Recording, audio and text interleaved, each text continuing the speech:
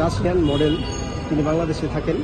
তো উনি আমাদের একজন সিনিয়র সিটিজেনের উপর মানে খামাখা নিজের ফেসবুকে ফ্রেম করার জন্য টিকটকে ভিডিও করতেছিল মাঝপথে দাঁড়িয়ে।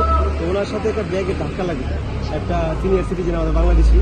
তো উনি ক্ষিপ্ত হয়ে ভিডিও ওনার ক্যামেরাম্যান যে ভিডিও করাইছে এবং তার উপরে অতর্কিতভাবে হামলা করছে। তো জিনিসটা সারা বাংলাদেশের মানুষ দেখতে পেরেছে।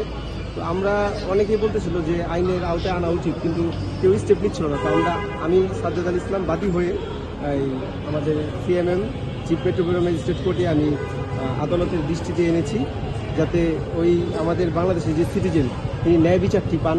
কারণ তার সাথে যে অন্যায়টি হয়েছে, আমি চাই না যে কেউ নিজের ফেম করার জন্য, নিজে ভাইরাল হওয়ার জন্য আমার দেশের কোনো সিটিজেনের উপর কেউ হামলা করুক, সেটা আমরা কখনোই চাই না, এটা কাম্য না। এই জন্য আমরা কোর্টে আজকে একটি মামলা দায়ের করেছি তার বিরুদ্ধে, অ্যাসল্ট আর হার্ট। সে ডিএমপি গুলশান থানার ওসিকে এটা তদন্ত করার জন্য নির্দেশ দিয়েছে। আগামী 15 দিনের মধ্যে এটা কোর্টকে অবগত করার জন্য বলা হয়েছে। এখানে 4টি ধারার কথা বলা হয়েছে। এখানে 4টি ধারা আমার ভাই অ্যাডভোকেট যিনি ফাইলিং। এখন আপনি যেভাবে চিন্তা করতে পারেন, এটা আমার দেখার বিষয় না। আমার কথা হচ্ছে, আমি এই দেশের একজন নাগরিক, আর এই দেশে আমরা মানুষের পক্ষে কাজ করি। আপনারা হয়তো অনেকেই জানেন, আমাকে চিনেন, যে এবার ত্রয়োদশ সংসদ নির্বাচনে আমি ঢাকা 3 থেকে নির্বাচন করেছি ট্রাক মার্কায় গণ অধিকার পরিষদের পক্ষ থেকে। তো আমার মনে হলো যে আমার দেশের সিটিজেন, আমাদের দেশের সিনিয়র সিটিজেন, একটা তো আত্মসম্মান বোধ, আমাদের রেসপেক্ট আছে। তো কেউ না কেউ তো আগে আসতে হবেই।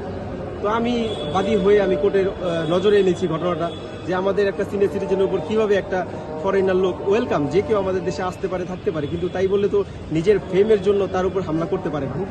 আপনারা ছিলেন কিনা, হ্যাঁ, এটা আমাদের আইনের আছে, এটা আইনের মধ্যে আছে। আমাদের সিআরপিসির মধ্যে 190 ঘ ধারাতে বলা হয়েছে যে কেউ চাইলে এটা আদালতে দৃষ্টিগোচর করতে পারে, এটা পুলিশও করতে পারে, এটা যে কেউ করতে পারে। আমি যাদের সাক্ষী রেখেছি, ওখানে যে আশেপাশে যে দোকানদার, ওই কিছু দোকানদারের সাক্ষীতে নাম রাখা হয়েছে, যেমন ইফতি টেলিকম, তারপর আরও এরকম কিছু মানুষকে সাক্ষী করা হয়েছে যারা মানে ঘটনাটা ওখানে দেখেছে। ওইখানে গেছিলাম, একটা কাজে গিয়েছিলাম, ওখানে একটা অ্যাম্বাসিতে গিয়েছিলাম আমি। সেখান থেকে আসার সময় এই ঘটনাটা দেখতে পেয়েছি। এটা বলি, আপনারা সবাই দেখতে পেরেছেন যে এই লোকটি একজন মুসাফির টাইপের লোক। ওনার কোনো বাড়িঘর নাই, উনি কোনো ফোনও ইউজ করে না। ওনার ব্যাগের ভিতরে কিছু জামা কাপড় আছে, উনি পথে পথে হেঁটে বেড়ায়। উনি রানিংয়ের মধ্যে যাচ্ছিল, তার শরীরও তার মানে গায়ে লাগেনি, তার ব্যাগের কোনাটা লেগেছে। উনি জাস্ট তাকাইছে, তারপরে তার উপরে অতর্কিতভাবে যে হামলাটা করেছে, এটা সত্যি নিন্দনীয়। কারণ আমাদের দেশে সিনিয়র সিটিজেনদের একটা সম্মান আছে। উনি তো এভাবে হামলা করতে পারে না। হামলা করার পরে আবার উনি উচ্ছ্বাসিত হয়ে ফ্লাইং কিস দিয়েছে, আবার হাহা দিয়েছে, মানে খুব খুশি, আনন্দিত।